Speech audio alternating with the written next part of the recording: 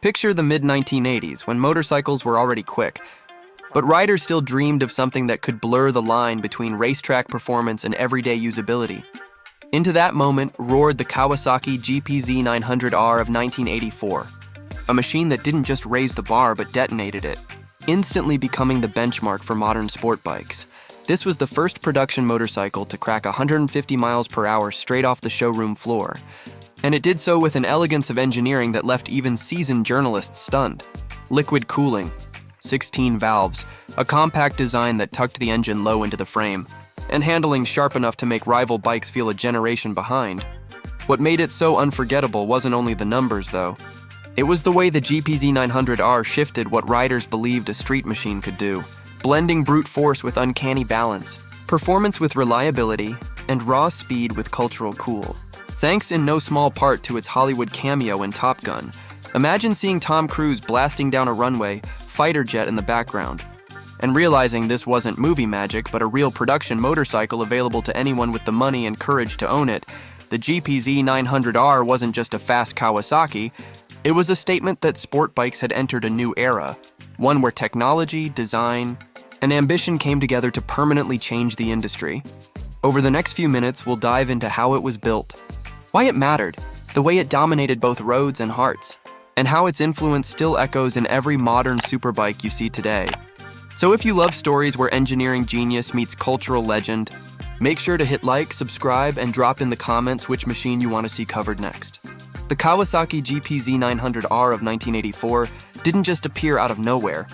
It was the result of years of quiet development that redefined what a street motorcycle could be. When Kawasaki introduced it, the goal wasn't simply to outdo rivals on paper, but to create something that shifted the entire landscape of performance riding. This machine, often called the first modern superbike, was designed with precision, secrecy, and the kind of ambition that only comes around once in a generation. And the story of how it came to life is as thrilling as the ride itself. Let's step back and trace how a single motorcycle managed to set new benchmarks for speed, engineering, and culture. Microstory, the hidden project. In the late 1970s, Kawasaki's engineers faced a dilemma. Their air-cooled machines were strong sellers, but the limits of air cooling were becoming obvious as competitors began experimenting with higher performance designs. Rather than tweak an existing platform, Kawasaki quietly began working on an all-new project that would leapfrog the market entirely. Engineers locked away in dedicated facilities designed and tested prototypes under strict secrecy, building a liquid-cooled four-cylinder powerhouse unlike anything else on the street. When the wraps finally came off, it was clear that this wasn't just an update. It was a full-blown revolution. Context digest, the early 80s motorcycle scene. To appreciate why the GPZ900R was so shocking, you have to understand the early 1980s motorcycle market.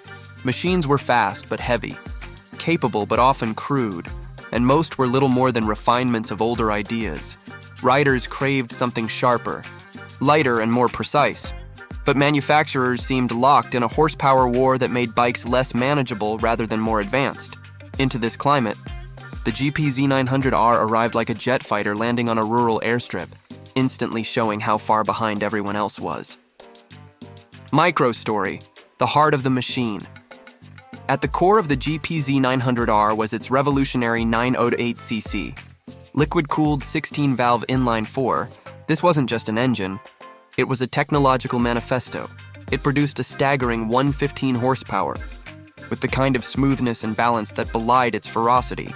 Kawasaki designed the block to sit low in the frame, dropping the bike's center of gravity and delivering agility that no competitor could touch. The combination of raw power and stability meant riders could not only hit top speeds that broke the 150 mph barrier, but also carve corners with a confidence that felt decades ahead of its time. Reflection bridge. This wasn't just about speed.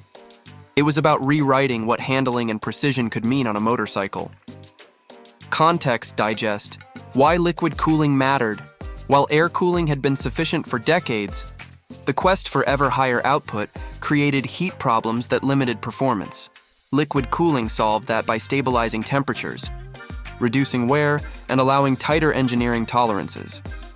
The GPZ900R's system wasn't the first ever seen. but it was the first to be fully integrated into a mass-market superbike. Proving the technology wasn't just for race teams or exotic prototypes, it was the foundation for the performance motorcycles that followed. Microstory: the public reaction. When journalists first threw a leg over the GPZ900R, the reports read like stunned confessionals. Here was a motorcycle that combined stability at insane speeds with agility in tight corners. Reviewers who had grown accustomed to compromises suddenly found themselves on a bike that had almost none. It was as if Kawasaki had skipped an entire evolutionary stage, going from muscle bikes of the 1970s straight to a template that would define the 1990s. The public, reading those glowing reviews, rushed to dealerships, and the GPZ900R became an instant sensation. Context digest: the power-to-weight breakthrough. The GPZ900R wasn't just powerful, it was light for its class, at around 500 pounds wet. It carried less mass than rivals with smaller engines, and Kawasaki had worked hard to centralize weight for nimble steering. This made the motorcycle not just a drag strip rocket, but a genuine sport machine that excelled in multiple arenas. From straight-line sprints to winding mountain roads, this balance became the defining formula for future sport bikes. Microstory: the rider's experience. For those who rode the GPZ900R, the experience bordered on surreal. You could cruise in comfort. Then with a twist of the throttle, you were launched into a realm of speed, usually reserved for race machines. The bike pulled hard yet never felt out of control, a combination of civility and savagery that made it addictive. Riders quickly learned that while it demanded respect, the Kawasaki rewarded skill in a way no production motorcycle ever had. Owning one was like having a fighter jet in your garage, one you could actually ride to work.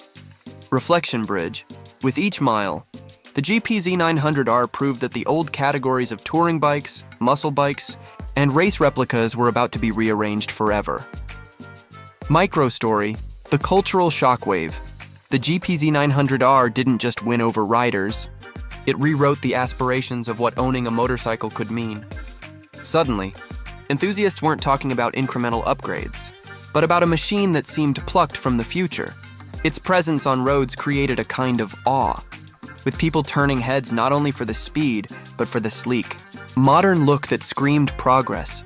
Kawasaki had successfully fused engineering with desire, and it reshaped expectations across the industry. Context digest: technology meets style. The styling of the GPZ900R reflected its engineering. Low aerodynamic fairings, aggressive stance, and a color scheme that emphasized speed. It looked fast, standing still, which mattered just as much as the numbers. Motorcycles had always carried a visual identity, but the GPZ900R pushed that forward into a form language that influenced sport bike aesthetics for decades. Suddenly, riders wanted bikes that looked like missiles as much as they rode like them. Microstory: racing's influence. While the GPZ900R wasn't originally built as a pure racing machine, it inevitably found its way to competition, where its balance and top-end power made it a formidable contender. Club racers discovered it could handle abuse and deliver consistent performance, while endurance races proved its reliability under punishing conditions. Though dedicated race machines would eventually surpass it, the GPZ900R blurred the line between road and track in a way few bikes ever had before.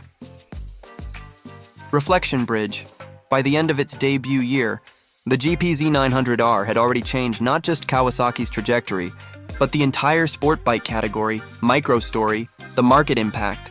Within months of release, competitors scrambled to rework their own designs. What had seemed cutting edge just a year earlier suddenly looked outdated. The GPZ900R created a ripple effect that forced every manufacturer to accelerate development or risk irrelevance. This was more than a successful product launch.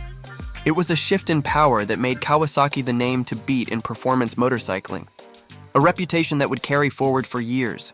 And so, as the 1984 Kawasaki GPZ900R was settling into its role as the world's first true modern superbike, a new question emerged. How would this revolutionary machine translate its technical brilliance into lasting cultural impact? Something that brings us directly into the next chapter of the story. The Kawasaki GPZ900R of 1984 had already stunned the motorcycle world with its engineering.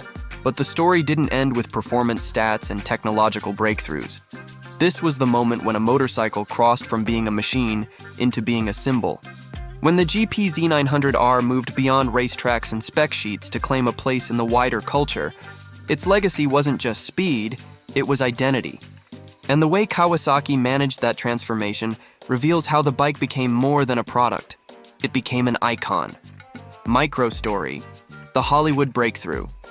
Few motorcycles have been immortalized on film the way the Kawasaki GPZ900R was in 1986's Top Gun. When Tom Cruise's character sped alongside fighter jets, audiences weren't just watching a stunt. They were witnessing a motorcycle that embodied the same daring spirit as the film itself. The GPZ900R instantly became shorthand for adrenaline, freedom, and rebellious cool. And this cinematic cameo vaulted it from a performance marvel to a pop culture legend. Dealerships felt the surge, as riders who had never even considered a sport bike suddenly wanted the one they saw on screen. Context Digest: Why film placement mattered. In the 1980s, cinema had a powerful grip on American identity. Music, fashion, and vehicles featured in blockbuster movies often became touchstones for an entire generation. The GPZ900R's appearance wasn't background dressing, it was front and center, tied to the image of the film's hero. Unlike product placements that fade, this one stuck, giving Kawasaki a free and enduring advertisement that no marketing campaign could replicate. This created a feedback loop where the bike's sales success reinforced its cultural cachet. Microstory, the lifestyle factor. Riders who bought the Kawasaki GPZ900R often described it not just as a purchase, but as a statement. It wasn't only about owning a fast motorcycle, it was about stepping into a role of daring independence on American roads. The GPZ900R quickly became the motorcycle people recognized, the one that carried an aura of movie star charisma. Owners became ambassadors, whether they realized it or not, projecting a message of modernity and edge that Kawasaki had carefully cultivated. Reflection bridge. In this way, the GPZ900R blurred the line between machine and media, between engineering and emotion. Microstory, the racing reputation. While its Hollywood fame spread the bike to mainstream audiences, the GPZ900R also earned respect on the track, though not designed as a full factory racer. It dominated endurance events and club racing alike. Its mix of speed, balance, and reliability proved it wasn't just cinematic flash, it was a genuine performance machine. This duality of cultural icon and racing contender reinforced the message. The Kawasaki GPZ900R wasn't style over substance. It was both. Context Digest: the mid-80s market pressure. Rivals scrambled in the wake of the GPZ900R's success, rushing to produce liquid-cooled aerodynamic sport bikes of their own. Suddenly, what had been seen as exotic was now the baseline. Kawasaki's machine didn't just outsell its peers, it reset expectations, creating a new segment, the true superbike. This forced the entire industry to adopt the formula. But none could claim the same cinematic stamp of approval that gave the GPZ900R its unique aura. Microstory, owner's tales. Across the US, riders found that the GPZ900R lived up to its reputation. Commuters discovered it could behave with civility at low speeds. While weekend warriors unleashed its fury on back roads and open highways, the stories that spread weren't just about numbers, but about how the bike made people feel. Untouchable, ahead of the curve, part of something bigger. This emotional resonance made the GPZ900R more than a motorcycle. It made it an experience that bonded riders together. Reflection bridge, a motorcycle that wins on the spec sheet but fails in the heart, is quickly forgotten. The GPZ900R achieved both, which is why it endures. Microstory, the media frenzy. Motorcycle magazines of the era gave the Kawasaki GPZ900R unprecedented attention. Covers, shootouts, and glowing reviews piled up, feeding its reputation. The machine didn't just meet the hype, it expanded it. With journalists often framing it as the start of a new chapter in motorcycling. Each new article or test reinforced the bike's status as untouchable, further widening the gap between Kawasaki and its rivals. Context Digest, cultural shift of the 80s. The GPZ900R arrived at a time when American culture was obsessed with speed. technology, and forward momentum, computers were entering homes, jets filled the skies, and the Cold War created a fascination with military power. The motorcycle fit perfectly into that narrative. Sleek and high-tech, a symbol of personal freedom in an age of acceleration. It wasn't just a bike. It was a mirror of its time, embodying the values of progress and daring. Microstory, the global dimension. Though remembered most vividly in the US, the GPZ900R's impact stretched worldwide. European markets embraced it for its handling, while in Asia it became a blueprint for a new generation of riders. This global acceptance reinforced Kawasaki's dominance, creating a network of fans who all looked to the 900R as the ultimate benchmark. Its influence traveled far beyond American freeways, shaping the definition of a superbike in every corner of the world. Reflection bridge, from screen to street to track to globe, the GPZ900R's influence spread like wildfire. Microstory, the long-term shadow. By the late 1980s, newer models had begun to eclipse the GPZ900R on raw performance, but the bike's mystique only grew. It became the elder statesman of a class it had created. A machine remembered not just for its specs, but for its spark. Owners held on to them, restorers sought them out, and collectors began to see the value in preserving a motorcycle that had once defined an era. The fact that so many are cherished today shows the depth of its impact. By the time the Kawasaki GPZ900R had cemented its place in both engineering history and cultural memory, the final question was no longer whether it was the fastest or most advanced. It was what kind of legacy it would leave behind for future generations of motorcycles and riders, a question that leads us directly into the closing chapter of its story. The Kawasaki GPZ900R of 1984 had already conquered engineering milestones and etched itself into popular culture. But the most powerful part of its story lies in its legacy. This was the motorcycle that didn't just win a moment. It set the template for decades of sport bike design, ownership, and aspiration. When enthusiasts look back, they don't just see numbers or movies. They see the DNA of the modern superbike born in the 900R, and its shadow stretches across generations. Microstory, the blueprint effect. Every manufacturer that followed in the wake of the Kawasaki GPZ900R took notes. Lightweight, liquid-cooled engines, aerodynamic fairings, and a balance of street civility with track aggression became the default formula for sport bikes.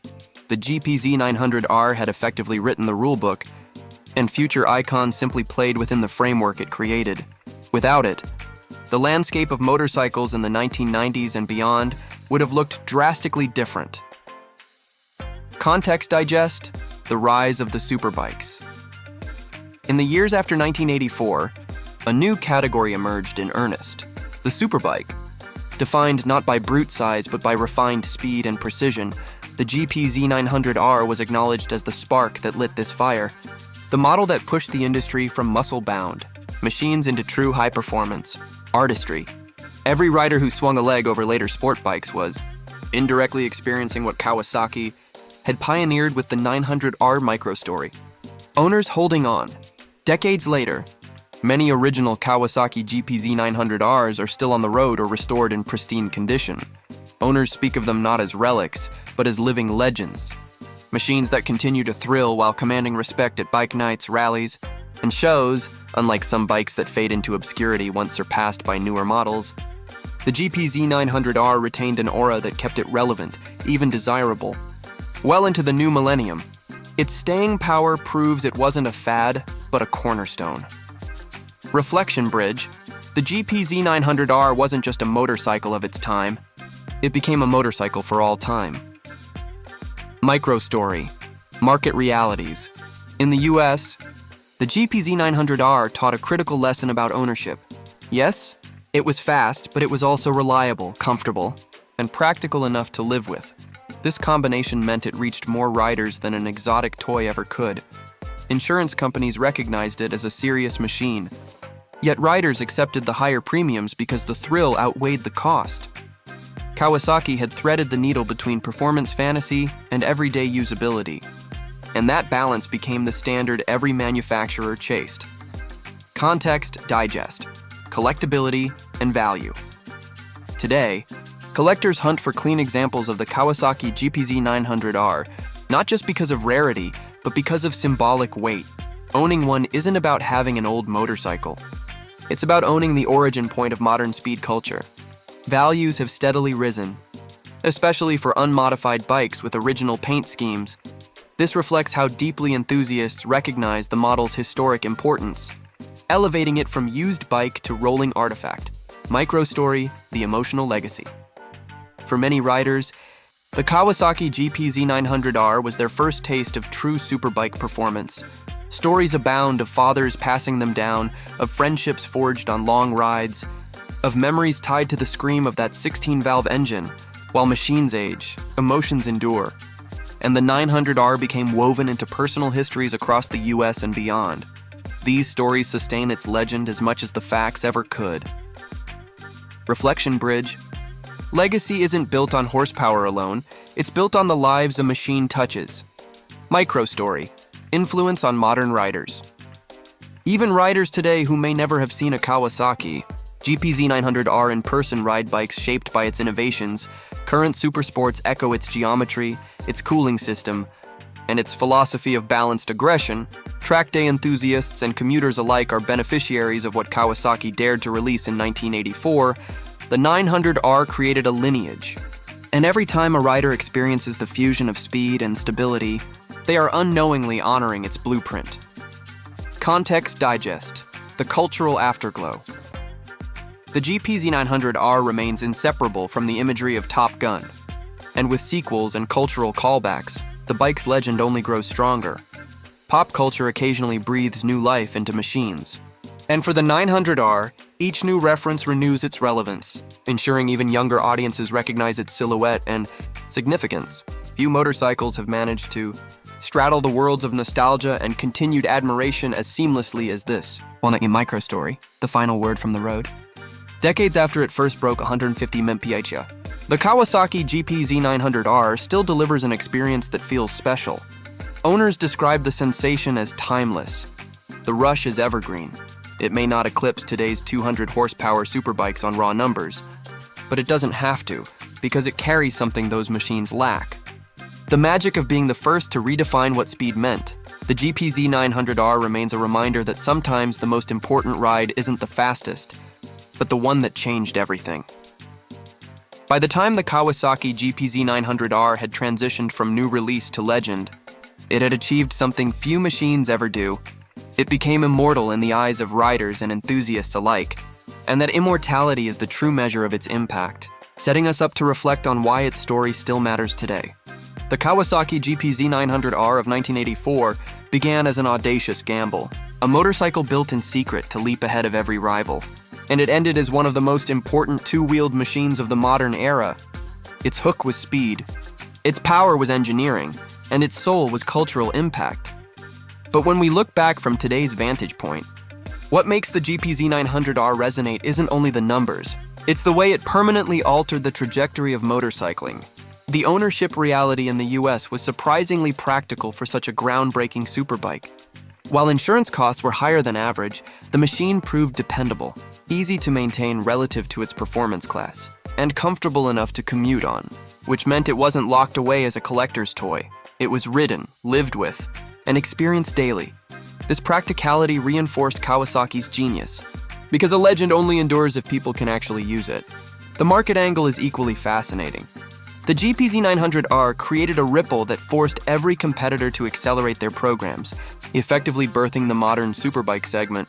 Without it, the pace of technological change might have been far slower. But Kawasaki's bold move ensured the 1980s became the decade of rapid evolution, and the US market became ground zero for that revolution. Riders here embraced it as more than just a motorcycle. It became a lifestyle accessory, a badge of belonging to a new era of speed. Legacy, however, is where the GPZ900R truly shines. Every liquid-cooled, high-revving, razor-sharp sport bike that followed owes a debt to this machine.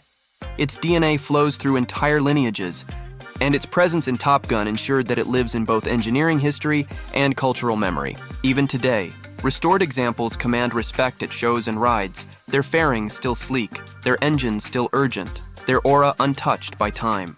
For US viewers, the so what is simple. The Kawasaki GPZ900R was the motorcycle that proved a machine could be both cutting-edge technology and cultural icon. A bike you could ride hard on Sunday and commute with on Monday, a motorcycle that made dreams tangible.